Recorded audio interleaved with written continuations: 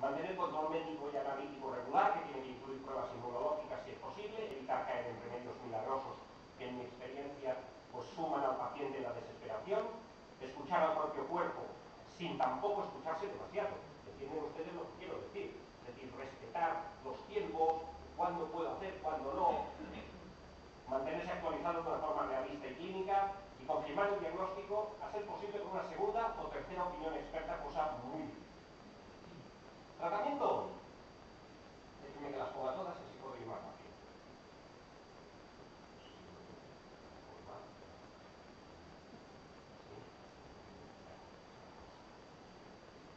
Ninguna demostró eficacia de una forma validada.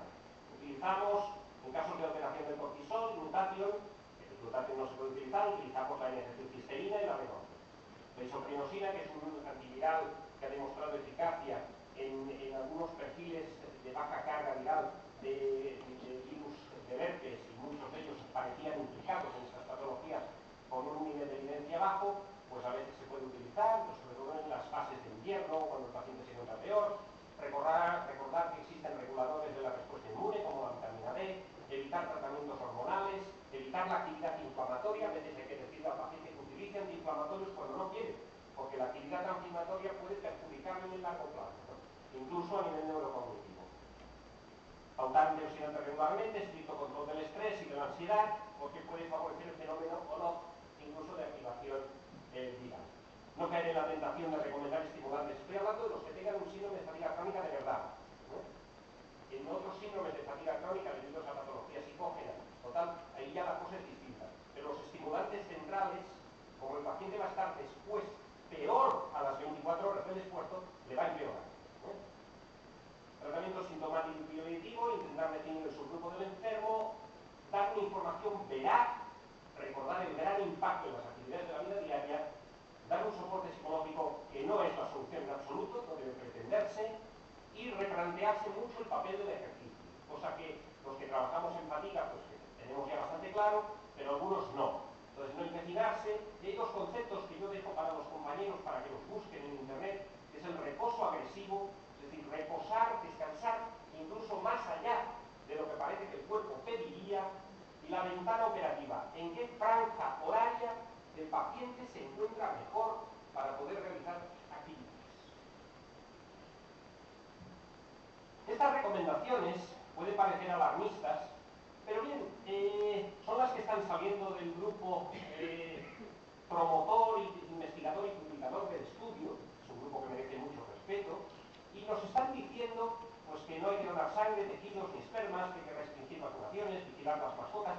Hay una publicación reciente sobre vacunas para cerdos con transmisión de retrovirus, no compartir cepillos de dientes, no compartir maquinillas de afeitar o depiladoras, proteger las relaciones sexuales, evitar la lactancia materna.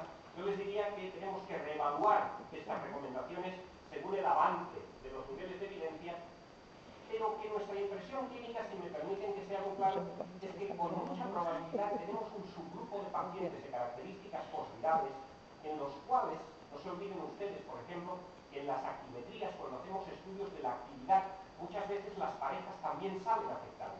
Por tanto, yo creo que hay algunas cosas de estas que igual cuando seamos capaces en el tiempo de definir ese subgrupo, adquirirán valor, ¿eh?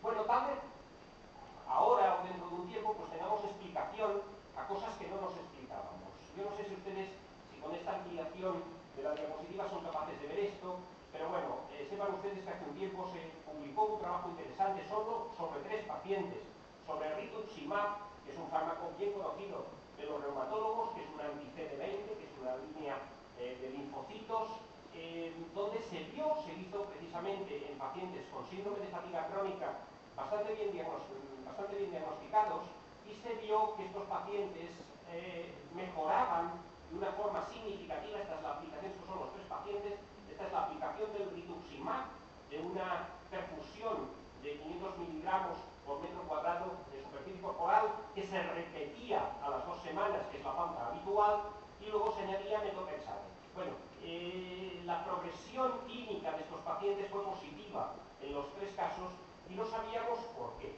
Bueno, se está estudiando, se está mirando si esto puede tener alguna implicación. Parece ser que el XMRV se podría reproducir en los linfocitos y que la depleción de linfocitos podría tener algún significado con la utilización del rituximab, no lo sabemos. Lo que sí es cierto es que parece que esto, que se nos puede brindar alguna explicación a pequeños papers, pequeños pósters que iban saliendo de grupos prestigiosos que habían hecho pruebas y tal, que no ligaban mucho. Bien, a corto plazo, antirretrovirales, pero permítanme que les diga que lo que tenemos que ver son retrovirales de nueva generación, ¿no? Como les decía antes el compañero. Les he traído dos para los que tienen interés en la búsqueda de las cosas. Bueno, ahí tienen ustedes el batuximab, que es el de Peregrine Pharmaceuticals, que es una antifosfatidilserina, que nos evitaría la caída linfocitaria, en el supuesto de que estos pacientes pues, pudiesen empeorar por la depresión linfocitaria, pues este fármaco podría ser efectivo. Y uno que está dando mucho que hablar desde hace tiempo, que es el LJ001, que es un antiviral que es efectivo in vitro y en algunos animales de experimentación, está en una fase todavía muy inicial de su ensayo, contra los virus que llevan cobertura, ¿no? Uno de ellos sería el propio XMR. Aquí tienen ustedes dos publicaciones. Bueno, y déjenme que concluya de una forma un poco diferente, ¿no? Ya en el código de Hammurabi ya aparece descrito un síndrome de fatiga crónica. La persona que de golpe y porrazo está tremendamente fatigada, se tiene que meter en la cama, está descrito. Eso le hemos ido llamando de muchísimas maneras. La yacente de Ramón Casas en el 1902, la clorótica, la clorosis, fue una enfermedad que tuvo muchísimo auge a principios de siglo y los grandes médicos publicaban sobre ella y después se olvidó absolutamente, había de todo en ese cajón desastre. El mal de amores, que puede parecer una chorrada, pero había clínicas especializadas en el tratamiento de mal de amores y llevaban allí a las personas y probablemente dentro de ese subgrupo de personas que estarían allí, pues habían personas con verdaderos síndromes de fatiga crónica y que les hacían saltar y bailar y jugar a la comba sin sentido alguno, ¿no? Y evidentemente sin mejorar y tal, ¿no? Y pues pagarle solo el marqués de no sé quién. Y luego yo me he dedicado a buscar por qué se relacionan tanto, y permítanme que sea muy claro, por qué se relacionan tanto estas patologías con una falta de actividad sexual, ¿no? Yo siempre me lo he preguntado entre los compañeros, incluso bueno, pero tú no tienes claro que esto, pues no, yo no lo tengo nada claro, no, al contrario, lo tengo claro que no. Pero miren,